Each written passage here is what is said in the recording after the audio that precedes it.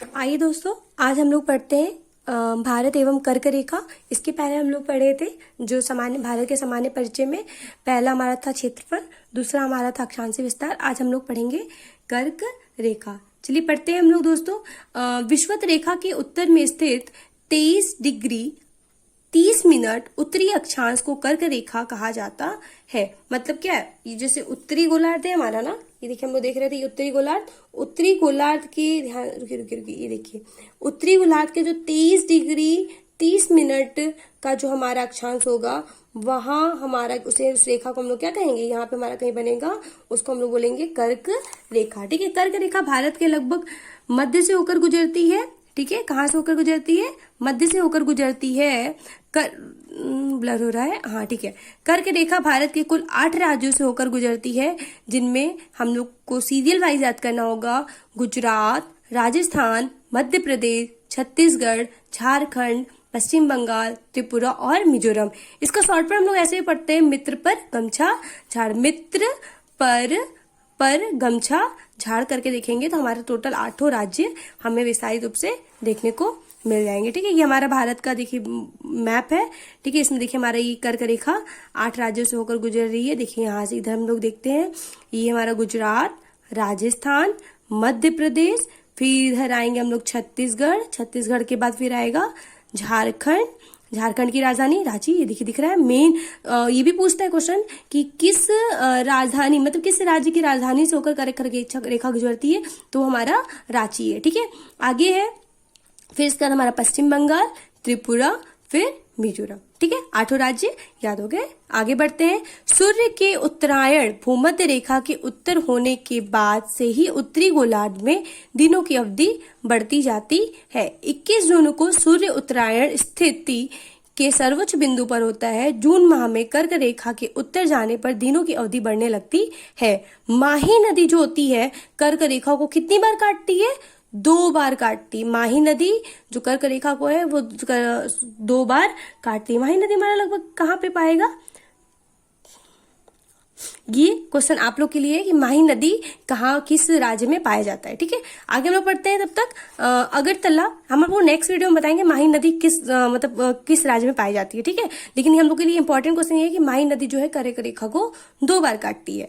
चलिए हम लोग पढ़ते हैं महत्वपूर्ण भारतीय नगरों की अक्षांश स्थिति, जो कभी कभी पूछ लेता है।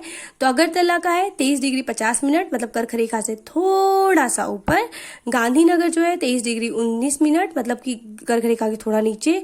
Jabalpur 23 degree 11 minute, Ujjain 23 degree 9 minute, Kolkata जो है 22 degree 30 minute, Nagpur 21 degree 9 minute, Ahmedabad 23 degree 02 minute, Varanasi ये अपना शहर है, मैं यहाँ की रहने वाली हूँ, तो वाराणसी जो है 25 डिग्री 18 मिनट। ठीक है, और भोपाल जो है 23 डिग्री 25 मिनट की अक्षांशीय विस्तार में है। चलिए यहाँ पे कुछ क्वेश्चंस है, उसको हम लोग सॉल्व करते हैं। कर्क रेखा किस राज्य से होकर गुजरती है? अब याद करिए, मित्र पर गमछा झाड़, यहाँ पे देखिए साफ दिख रहा है, झारखंड। ठीक है, तो कर्क रेखा पर पड़ने वाले भारत के राज्य कुल 8 है। गुजरात, राजस्थान, मध्य प्रदेश, छत्तीसगढ़, झारखंड, पश्चिम बंगाल, त्रिपुरा और मिजोरम। अतः वर्तमान में उपयुक्त दिए गए विकल्पों में से हमारा झारखंड सही हो जाएगा। ठीक है, कर्क रेखा निम्नलिखित में से किन राज्यों से होकर गुजरती है? अब देखिए, गुजरात, छत्तीसगढ़, झारखंड। उत्तर प्रदेश से नहीं गुजरती है, तो गुजरात, छत्तीसगढ़, झारखंड। तो हमारा कौन सा ऑप्शन नंबर ए सही होगा। कर्क रेखा गुजरती है, जाहिर सी बात है। अब देखिए, मध्य प्रदेश, मिजोरम, त्रिपुरा, मध्य प्रदेश और इधर त्रिपुरा किनारे, इधर आएगा त्रिपुरा, फिर उसके बाद मिजोरम। इसमें मतलब सभी सही है। कितने भारतीय प्रदेशों से होकर कर्क रेखा गुजरती है? तो 8। मित्र पर गमछा झाड़, तो ये हमारा ऑप्शन हो जाएगा बी 8। भारत का एक राज्य जिससे होकर कर्क रेखा गुजरती है? जम्मू कश्मीर नहीं, हिमाचल प्रदेश नहीं, बिहार नहीं, झारखंड। ऑप्शन नंबर डी सही है। देखिए झारखंड पीसीएस में पूछा हुआ है प्री में 2011 में। आगे पढ़ते हैं। निम्नलिखित में से किस राज्य से कर्क रेखा नहीं गुजरती है? तो किससे नहीं गुजरती है? तो मणिपुर, क्योंकि त्रिपुरा से गुजरती है, छत्तीसगढ़ से भी गुजरती है और मिजोरम से भी गुजरती है। देखिए कई बार ये क्वेश्चन पूछा है, आरओ में पूछा है, यूपी आरओ में पूछा है। ठीक है, तो आगे बढ़ते हैं। निम्नलिखित नगरों में से कौन कर्क रेखा से निकटतम दूरी पर स्थित है?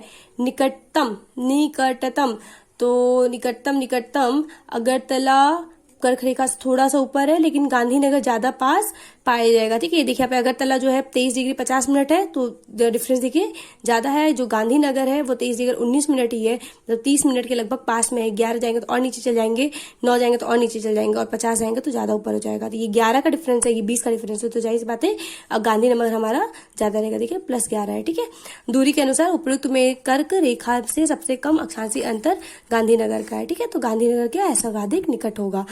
निम्न नगरों में से कौन सा कर्क रेखा के निकट है? देखिए दिल्ली, कोलकाता, जोधपुर, नागपुर। देखिए दिल्ली तो जाहिर सी बात है बहुत दूर है, जम्मू कश्मीर की तरफ ऊपर जा रहा है। जोधपुर राजस्थान में उधर चल जा रहा है। नागपुर भी दूर है, तो बचेगा क्या, कोलकाता। पश्चिम बंगाल में ही है, तो पश्चिम बंगाल से होके गुजर रहा है, तो कोलकाता के जितना है। तो सबसे ज्यादा कहाँ है निकटतम, कोलकाता है। कितना डिग्री इसका उत्तर है, देखिए दिल्ली जो है वो 28 डिग्री 25 मिनट है से लेके 28 डिग्री 53 मिनट तक है। तो ये देखिए 23 डिग्री 5 डिग्री का डिफरेंस है।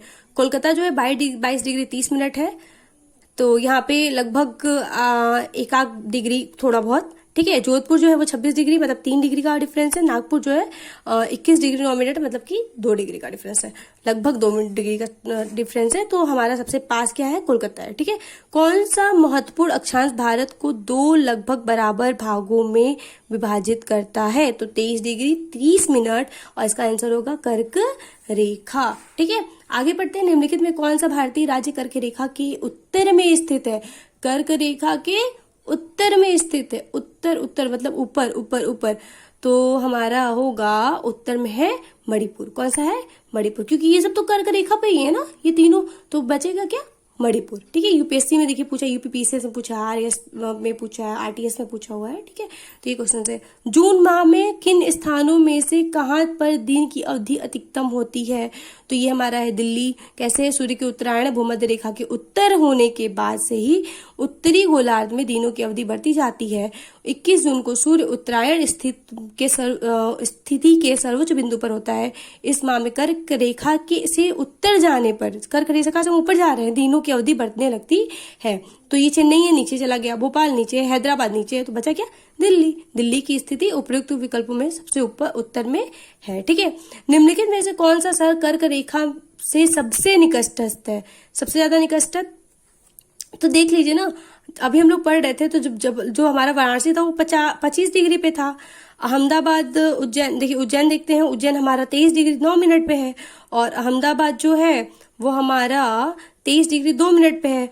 मतलब ये क्या है, ये डिफरेंस ज्यादा हो रहा है, और सबसे पास में क्या है, 23 डिग्री 11 मिनट, 30 मिनट के सबसे पास यही होगा, तो हमारा जबलपुर सबसे पास होगा। ठीक है, निम्नलिखित भारत की नदियों में कौन कर्क रेखा को 2 बार पार करती है? तो अभी हमने बताया था कौन सी नदी थी वो, माही नदी। ठीक है, अब हम लोग नेक्स्ट क्वेश्चन में यही पूछने वाले थे आपसे ना, याद दिला दे रहे हैं आपको कि जो माही नदी है वो क्या है, कर्क रेखा को 2 बार पार करती है। यह मध्य प्रदेश से उद्गमित होकर राजस्थान गुजरात में प्रवाहित होते हुए खंबात की खाड़ी में गिरती है। मतलब किन राज्यों से होकर गुजरती है, 3 राज्य। तो होगा स्टार्ट शुरू हुआ मध्य प्रदेश में, और कहाँ कहाँ जाएगी, राजस्थान और गुजरात होकर कहाँ पे जाके गिर जाएगी, खंबात की खाड़ी में गिर जाएगी। ठीक है दोस्तों, आज इतना ही। अब हम लोग नेक्स्ट डे पढ़ेंगे मानक समय, तो तब तक के लिए ब्रेक लेते हैं। ठीक है, मिलते हैं नेक्स्ट वीडियो में। Bye bye, Tata.